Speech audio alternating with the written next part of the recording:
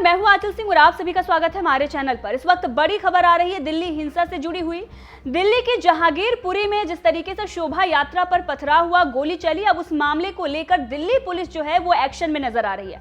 अभी तक जो कार्रवाई हुई है उसके बाद एक बड़ी कार्रवाई की गई है और ये कार्रवाई हुई है शोभा यात्रा निकालने वालों पर। जी हाँ, बजरंग दल और इसके साथ ही विश्व हिंदू परिषद दोनों पर मुकदमा दर्ज कर दिया गया है, क्योंकि बिना परमिशन के शोभा यात्रा दोनों संगठनों ने निकाली थी। और इसके साथ ही आपको बता दें कि विश्व हिंदू परिषद के जिला सेवक प्रमुख प्रेम शर्मा को गिरफ्तार कर लिया गया है। साथ ही आपको बता दें कि इससे पहले असदुद्दीन ओवैसी ने सवाल खड़े किए थे दिल्ली पुलिस पर और साथ ही उन्होंने कहा था कि एक तरफा कार्रवाई की गई है और वहां पर पुलिस नजर नहीं आई। अब इन सब को लेकर दिल्ली पुलिस ने जवाब भी दिया और साथ ही आपको बता दें कि बिना परमिशन के ये शोभा यात्रा निकाली गई थी और दिल्ली पुलिस नजर नहीं आई। ये जो सवाल खड़े किए जा रहे थे, इस सब पर दिल्ली पुलिस ने जवाब दिया है। ओवैसी ने क्या कुछ कहा वो भी हम आपको सुनाएंगे और इसके साथ ही दिल्ली पुलिस ने क्या कुछ जवाब दिया है वो भी हम आपको सुनाएंगे। सबसे पहले आप सुनिए असदुद्दीन ओवैसी ने क्या कुछ कहा है, उसके बाद दिल्ली पुलिस ने इस पर क्या जवाब दिया है वो भी आप सुनिए।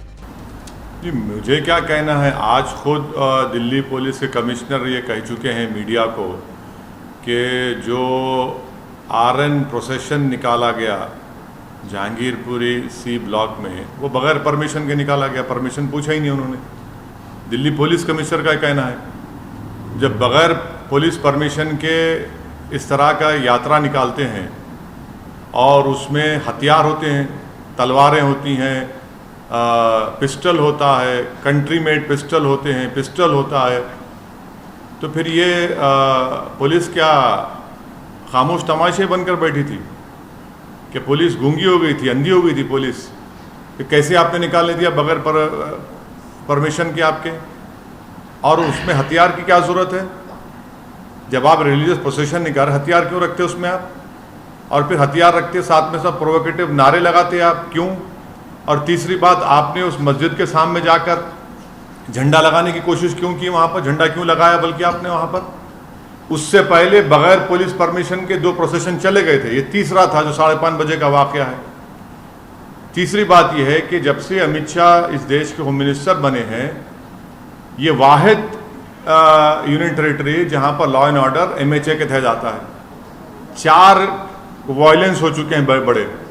एक लॉयर्स का पुलिस का तसादुम, दूसरा 2020 का जो प्रोग्राम हुआ वो, तीसरा जो 26 जनवरी 2020 को जो किसानों के आंदोलन सिलसिले में जो वायलेंस हुआ, और चौथा ये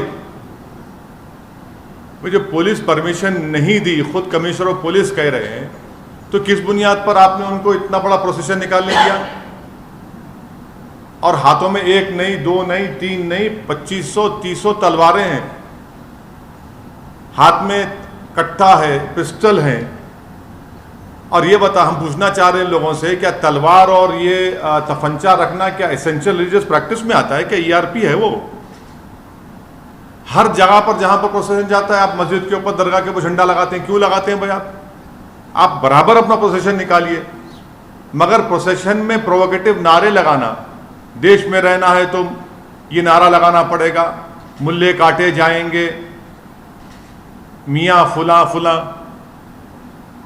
ये कौन सा प्रोवोकेटिव नारे लगा रहे आप? और दूसरी बात यह है कि जब आपने वहाँ पर बगैर परमिशन की इजाज़त दे दी, पुलिस ने इजाज़त दे दी, आज कमिश्नर पुलिस कह रहे हैं, आपने 14 मुसलमानों को गिरफ्तार कर लिया, वो उसमें से कई जुवेनाइल हैं। क्या कर रहे हैं भाई आप? 14 के 14 को पकड़ लिया।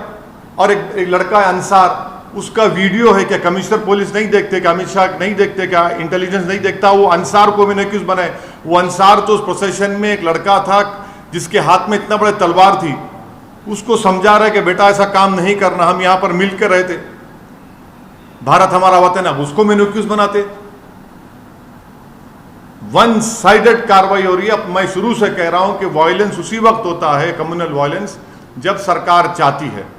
जब सरकार नहीं चाहती कम्युनल वायलेंस नहीं होता। तो यहां पर भी सरकार चाहती थी कि वायलेंस हो, आपने वायलेंस होने दिया। आपकी नाक के नीचे तलवारें निकल रहे हैं, गाने बज रहे हैं, प्रोवोकेटिव गाने, आपके सामने मस्जिद के ऊपर झंडा लगाने की कोशिश, बल्कि लगा देते हैं कई जगह पर, इस जगह पर भी लगाया गया। 2 प्रोसेशन पीसफुल चले गए, तीसरे में गड़बड़ कैसे होती भैया? तो ये सब चीज़ें, इसकी पूरी जिम्मेदारी मोदी सरकार पर आ जाती है। और जो दिल्ली का मुख्यमंत्री है वो तो मुसलमानों को ब्लेम कर दिया। अब उनको शर्म नहीं आती इस तरह का बयान देने के, मुसलमानों ने पत्थर फेंके। चुनाव जब आते तो आप सबके वोट लेते, और जब ये मामला आया तो आप दिखाते अपना असली चेहरा। तो दिल्ली की जनता को यह भी देखना है मुख्यमंत्री का, दिल्ली के मुख्यमंत्री का ये दोहरा चेहरा, कि फौरन इल्जाम लगा देते।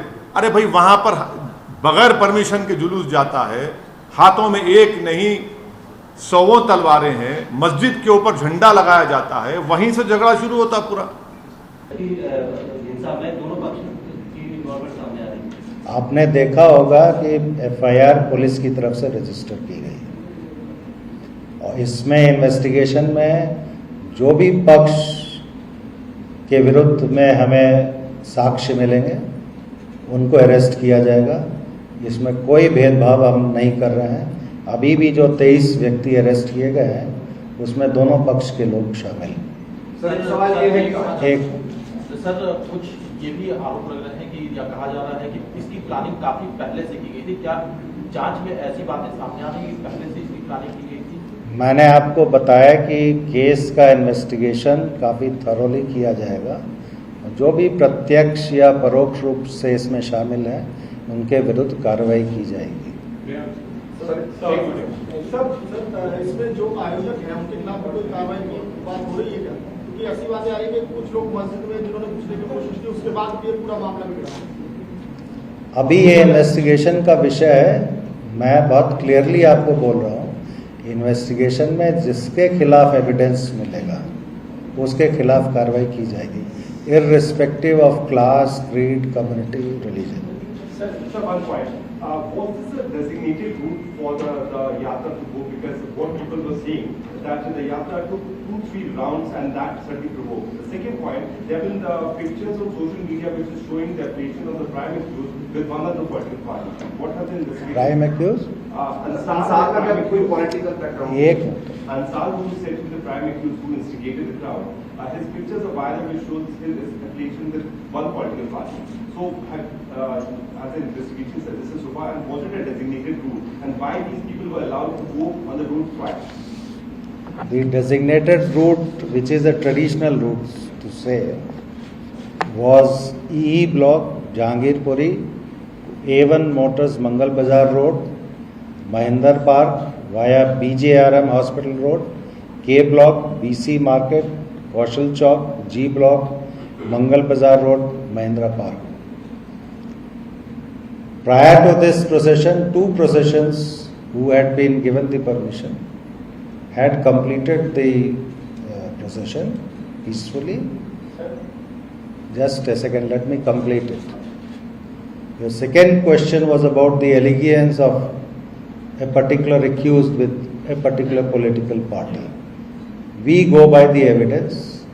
We will take appropriate and effective legal action against anyone who is found involved in the incident.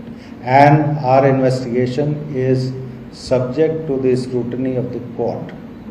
So there is no discrimination. Sir, do you see any pattern among the forensic? Was there any anticipation of this kind of action? Because intelligence branch, like your intelligence branch, had also given some verbal communication about this kind of. Now listen, this Ramnavami, the processions took place. Hanuman Jayanti processions are being taken out. In different parts of the country, everybody knows, some part it is peaceful, some part there were some problems. So definitely we were also careful and we were prepared to handle the situation, and as you have seen, the situation was brought under control within an hour's time, and we have taken effective action against the culprits. Sir forensic की team इतनी देर से क्यों पहुंची, ये सवाल उठ रहा है 2 दिन बाद? पहुंची तो है ना, उसकी बात करो। सर एक सवाल ये है कि फॉरेंसिक एग्जामिनेशन करने के लिए टीम एक जामा मस्जिद में पहुंची, और ऐसा भी कहा जा रहा था फर्स्ट डे से कि जामा मस्जिद के में झंडा लगाने को लेकर ये विवाद शुरू हुआ था, तो क्या ऐसा ये बात में तथ्य नहीं है, झंडे की बात नहीं है। झगड़ा छोटी सी बात पे अल्टरकेशन शुरू हुआ था, वो फिर इसने ये स्वरूप ले लिया। जो लोग ये कह रहे हैं कि झंडा लगाने की कोशिश की थी, तो ऐसी बात में तथ्य नहीं है। एक minute let me completely answer है। सेकेंड पॉइंट आपका जो एफएसएल की टीम को लेकर था, एफएसएल की टीम वहाँ पे सीन ऑफ क्राइम जितना भी है, सारे सीन ऑफ क्राइम को एग्जामिन करेगी, because firing has taken place, private firing has taken place. Sir जो पुलिसकर्मी थे, हमने उनके इंटरव्यू करे, जो घायल पुलिसकर्मी थे, उन्होंने कहा कि लोगों के घरों से बहुत ज्यादा पत्थर चल रहे थे और शराब की बोतलें। सर आपको लग रहा है मतलब कि जो इंटेलिजेंस यूनिट है आपकी, कि सर ये पहले से था, क्योंकि 2 शोभा यात्रा निकली थी, उनको कोई टच नहीं किया गया, इसी में सर ये पूरा। देखिए, ये चीजें इन्वेस्टिगेशन का विषय है।